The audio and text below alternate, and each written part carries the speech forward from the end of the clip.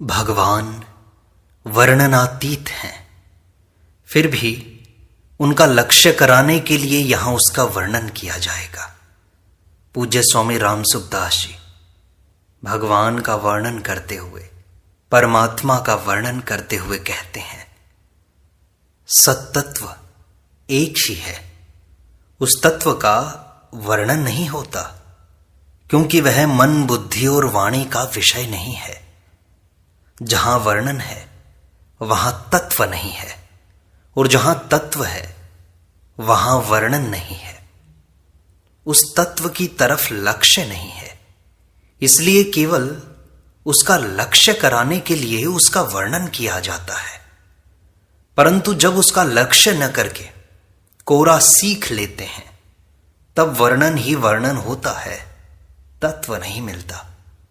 उसका लक्ष्य रखकर वर्णन करने से वर्णन तो नहीं रहता, पर तत्व रह जाता है।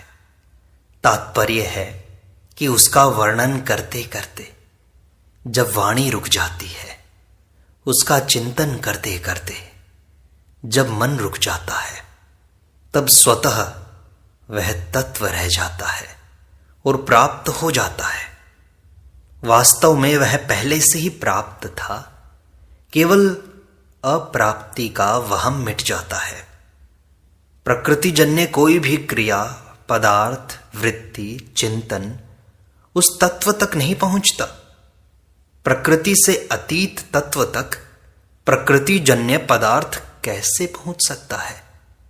अतः तत्व का वर्णन नहीं होता, अपितु प्राप्ति होती है। उसकी प्राप्ति भी अप्राप्ति की अपेक्षा से ही कही जाती है, अर्थात उसको अप्राप्त माना है, इसलिए उसकी प्राप्ति कही जाती है। वास्तव में वह तत्व स्वतः सबको नित्य निरंतर प्राप्त है। अप्राप्ति की तो मान्यता मात्र है। असत को सत मानने से, अप्राप्त को प्राप्त मानने से ही वह तत्व अप्राप्त की तरह दिखने लग गया। असत को जितनी सत्ता देंगे, अर्थात महत्व देंगे, उतनी ही उसकी सत्ता दिखाई देगी और वह तत्व अप्राप्त दिखाई देगा। अप्राप्त दिखाई देने पर भी वह नित्य प्राप्त है, अर्थात न दिखाई देने पर भी तत्व में कभी किंचित मात्र भी फर्क नहीं पड़ता। यह सिद्धांत है कि प्राप्ति उसी की होती है जो सदा से प्राप्त है, और निवृत्ति उसी की होती है जिसकी सदा से निवृत्ति है। तात्पर्य है कि मिलेगा वही जो मिला हुआ है। नया कुछ भी मिलने वाला और बिछुड़ने वाला नहीं है। नया मिलेगा तो वह ठहरेगा नहीं, बिछुड़ जाएगा। जितने भी भेद हैं, सब के सब प्रकृति में, असत में ही हैं।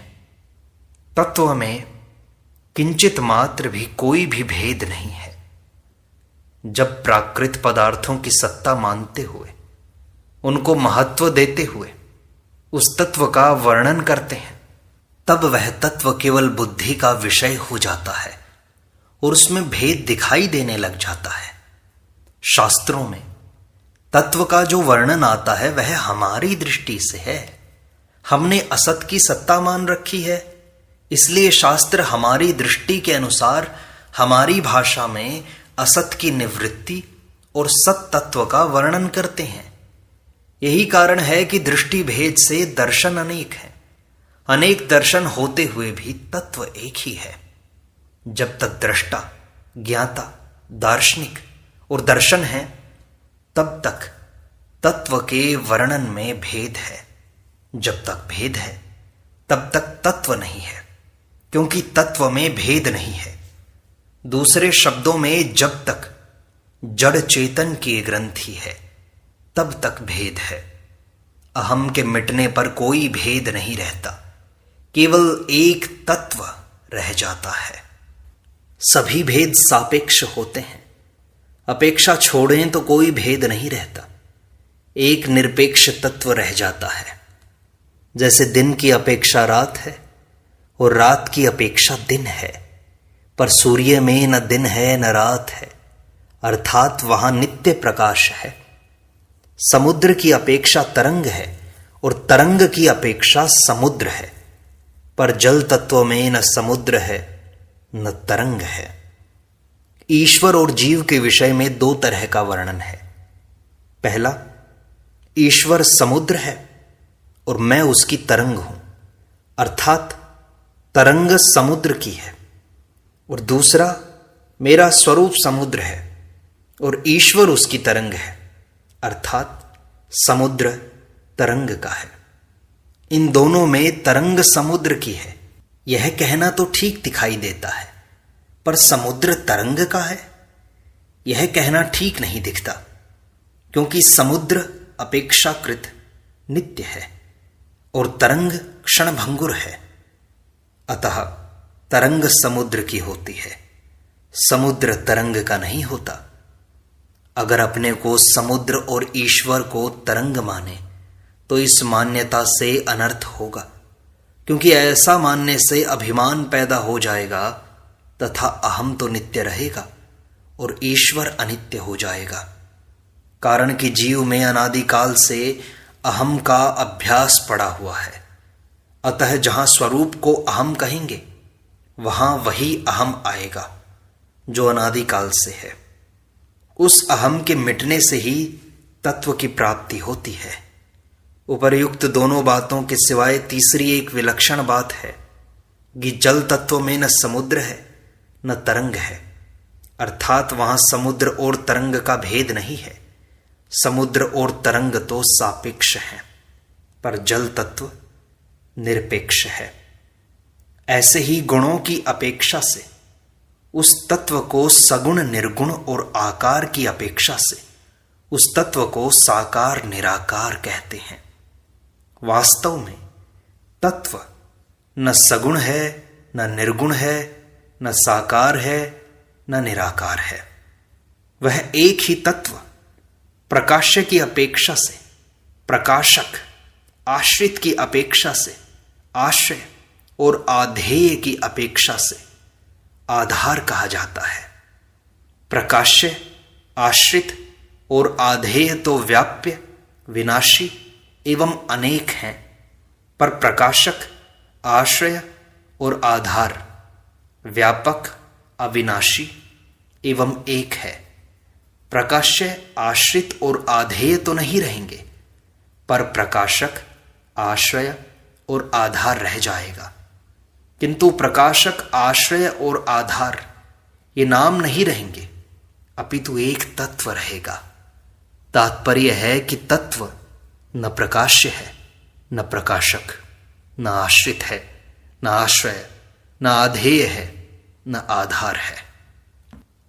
वह एक ही तत्व शरीर के संबंध से शरीरी, क्षेत्र के संबंध से क्षेत्री तथा क्षेत्रज्ञ, क्षर के संबंध से अक्षर, दृश्य के संबंध से दृष्टा और साक्ष्य के संबंध से साक्षी कहलाता है। तात्पर्य है कि तत्व न शरीर है न शरीरी है, न क्षेत्र है न क्षेत्री तथा क्षेत्रज्ञ है, न क्षर है न अक्षर है, न दृश्य न दृष्टा, न साक्ष्य न साक्षी। वह तत्व अनेक की अपेक्षा से एक है।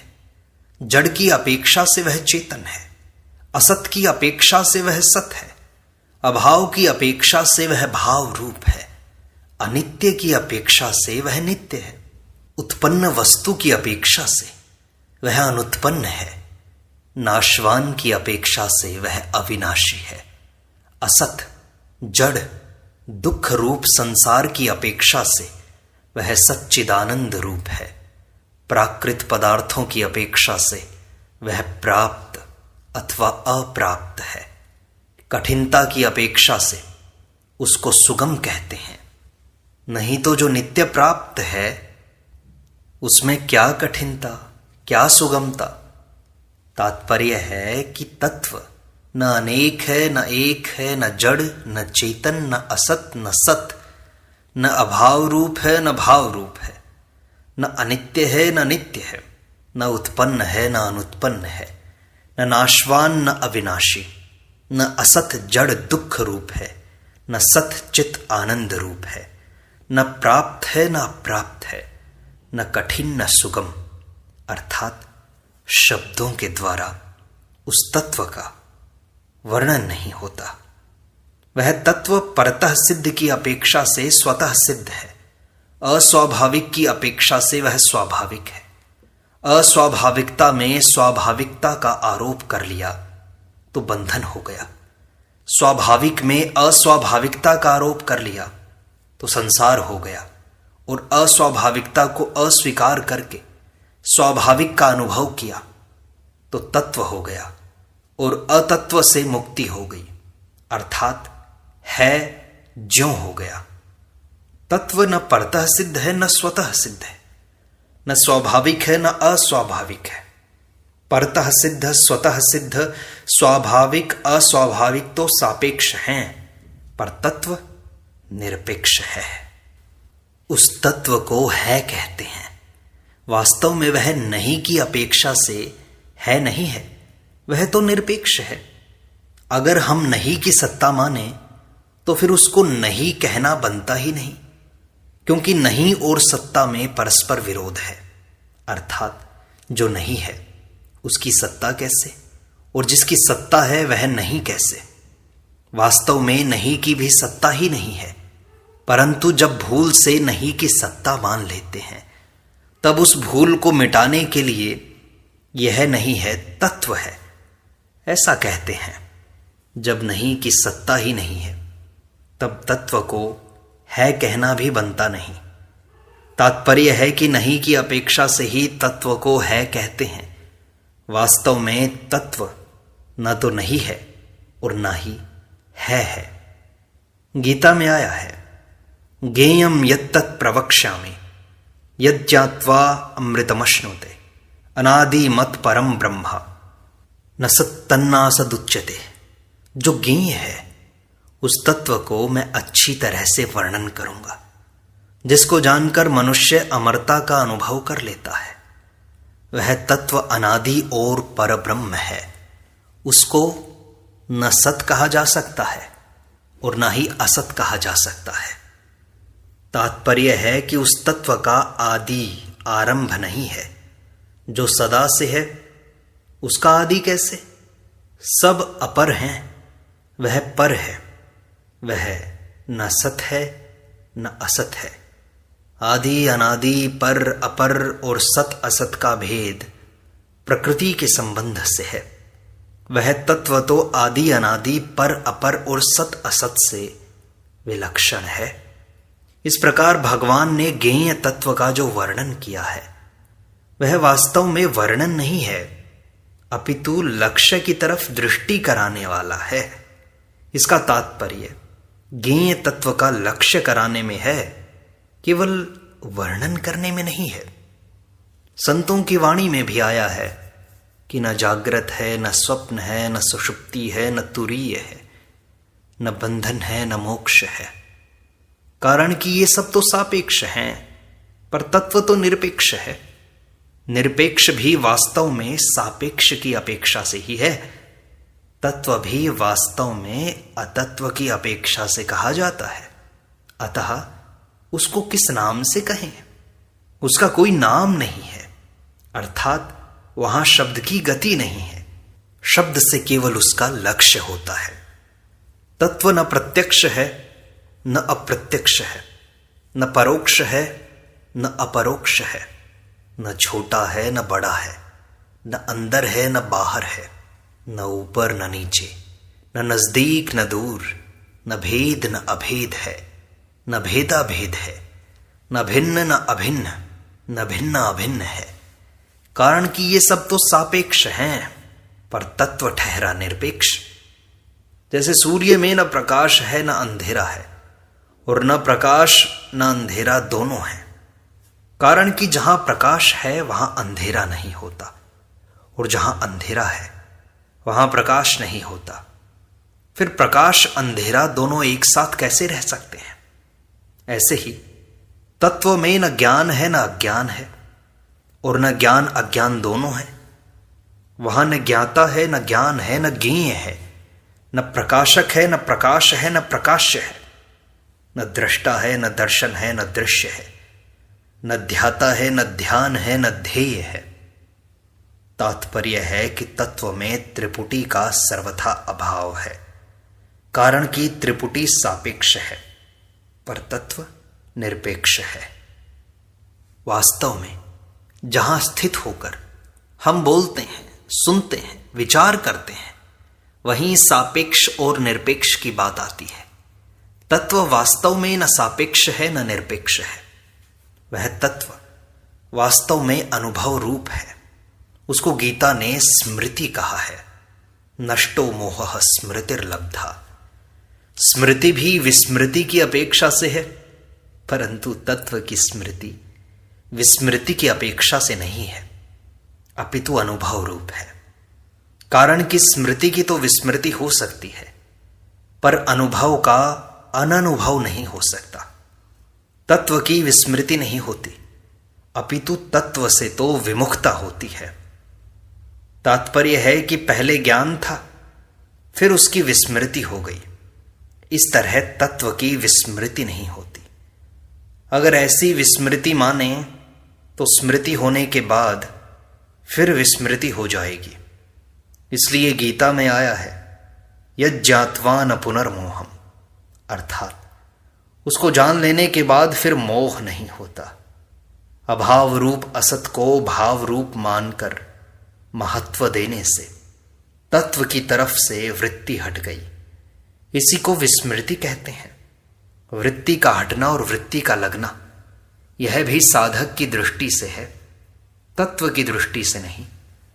तत्व की तरफ से वृत्ति हटने पर अथवा विमुखता होने पर भी तत्व ज्यों का त्यों ही है। अभाव रूप असत को अभाव रूप ही मान लें तो भाव रूप तत्व स्वतः ज्यों का त्यों रह जाएगा। परमात्मा का सत का वर्णन नहीं हो सकता, परंतु असत का वर्णन हो सकता है। जिसका किसी भी देश, काल, क्रिया, वस्तु, व्यक्ति, अवस्था, परिस्थिति, घटना आदि में अभाव है, उसका कहीं भी भाव नहीं है, अर्थात उसका सदा ही अभाव है, वह असत है। जो किसी देश में है और किसी देश में नहीं है, वह किसी भी देश में नहीं है। जो किसी काल में है, किसी में नहीं है, तो वह किसी भी काल में नहीं है। जो किसी क्रिया में है, किसी क्रिया में नहीं है, वह किसी भी क्रिया में नहीं है। जो किसी वस्तु में है और किसी वस्तु में नहीं है, वह किसी भी वस्तु में नहीं है। जो कर्तृत्व किसी व्यक्ति में है और किसी व्यक्ति में नहीं है, वह किसी में भी नहीं है। जिसका सदा ही अभाव है, उसकी सत्ता भूल से मानी हुई है। मानी हुई सत्ता की सत्ता नहीं होती, कल्पना की हुई सत्ता की सत्ता नहीं होती, दी हुई सत्ता की सत्ता नहीं होती। इसी तरह संसार की सुनी हुई, कही हुई और चिंतन की हुई सत्ता की सत्ता नहीं होती, क्योंकि वास्तव में संसार की स्वतंत्र सत्ता है ही नहीं, परंतु स्वयं सत्स्वरूप है। अतः यह जिसकी सत्ता मान लेता है, उसकी सत्ता दिखाई देने लग जाती है। जैसे अग्नि में लकड़ी, कोयला, कंकड़, पत्थर, ठीकरी आदि जो भी रखें, वही चमकने लग जाता है। असत का भान तो हो सकता है, पर उसकी सत्ता नहीं हो सकती। कारण कि जिसका कभी भी और कहीं भी अभाव है, उसका सदा सर्वत्र अभाव ही अभाव है। परंतु सत्तत्व परमात्मा का किसी भी देश में अभाव नहीं है, किसी भी काल में अभाव नहीं है, किसी भी क्रिया में अभाव नहीं है, किसी भी वस्तु में अभाव नहीं है, किसी भी व्यक्ति में अभाव नहीं है, किसी भी घटना में अभाव नहीं है। जिसका कहीं भी कभी भी अभाव नहीं है, उसका सदा सर्वत्र भाव ही भाव है। देश, काल, क्रिया, वस्तु, व्यक्ति आदि तो पहले नहीं थे, बाद में नहीं रहेंगे, और वर्तमान में भी ये लगातार जा ही रहे हैं। परंतु परमात्मा पहले भी था, बाद में भी रहेगा, और वर्तमान में भी ज्यों का त्यों विद्यमान है। परमात्मा में कोई फर्क था नहीं, कभी फर्क होगा नहीं, कभी फर्क है नहीं, और कभी फर्क हो सकता नहीं। वह नित्य निरंतर ज्यों का त्यों रहता है। वह किसी की दृष्टि में है और किसी की दृष्टि में नहीं है, तो इससे उसका अभाव सिद्ध नहीं होता, अपितु यह तो दृष्टि दोष है, दृष्टि का अभाव है, जिससे वह होता हुआ भी नहीं की तरह दिखाई देता है। संसार की सहज स्वाभाविक तथा नित्य निरंतर निवृत्ति है और परमात्मा की सहज स्वाभाविक तथा नित्य निरंतर प्राप्ति है। संसार की प्रतीति है, प्राप्ति नहीं। प्रतीति की प्राप्ति नहीं होती और प्राप्त की प्रतीति नहीं होती। प्रतीति की सर्वथा निवृत्ति है, इस निवृत्ति का कभी नाश नहीं होता, अर्थात संसार के अभाव का कभी अभाव नहीं होता, प्रत्युत नित्य ही अभाव रहता है। जिनका संसार में राग है उन्हीं को यह कहना पड़ता है कि संसार नहीं है, परमात्मा है। जिनका संसार में राग नहीं है उनको केवल परमात्मा है, इतना ही कहना पड़ता है। जैसे रस्सी में सांप दिखाई दे तो डरने वाले व्यक्ति से कहते हैं कि सांप नहीं है, रस्सी है, परंतु निर्भय व्यक्ति से केवल रस्सी है यही कहना पड़ता है। तात्पर्य है कि संसार में राग होने पर, संसार की सत्ता मानने पर ही संसार की निवृत्ति करनी पड़ती है, नहीं तो जिसकी सहज स्वाभाविक नित्य निरंतर निवृत्ति है उसकी निवृत्ति कहना बनता ही नहीं। संसार का स्वरूप है पदार्थ और क्रिया। जब अज्ञान के कारण संसार की सत्ता मान लेते हैं तब पदार्थ को लेकर संयोग की रुचि और क्रिया को लेकर करने की रुचि होती है। पदार्थों के संयोग की और करने की रुचि होने से नित्य निवृत्ति में भी प्रवृत्ति प्रतीत होती है, परंतु प्रवृत्ति प्रतीत होने पर भी निवृत्ति ज्यों की त्यों रहती है। परंतु प्रवृत्ति प्रतीत होने पर भी निवृत्ति ज्यों की त्यों रहती है। अतः पदार्थों के संयोग की और करने की रुचि के परिणाम में अभाव के सिवाय कुछ नहीं मिलता और अभाव को कोई भी नहीं चाहता। असत में राग न होने से असत का ज्ञान हो जाता है। असत का ज्ञान होते ही अर्थात असत को असत रूप से जानते ही असत की निवृत्ति तथा सत की प्राप्ति हो जाती है और संपूर्ण दुखों का नाश हो जाता है। सत में प्रियता होने से सत का ज्ञान हो जाता है। सत का ज्ञान होते ही अर्थात सत को सत रूप से जानते ही सत की प्राप्ति हो जाती है और आनंद मिल जाता है। असत की निवृत्ति और सत की प्राप्ति ये दोनों एक ही हैं। ऐसे ही संपूर्ण दुखों का नाश और आनंद की प्राप्ति भी एक ही है, केवल कहने में भेद है। कारण कि वास्तव में असत कभी था नहीं, है नहीं, होगा नहीं और हो सकता नहीं, पर परमात्मा सदा ही थे, हैं और रहेंगे। सत को माने या न माने, जाने या न जाने, स्वीकार करें या न करें, अनुभव करें या न करें, सत की सत्ता सदा ही विद्यमान रहती है, विद्यमान रहती है। इस प्रकार सत्संग का यह भाग संपूर्णता को प्राप्त होता है। शेष अगले अंक में।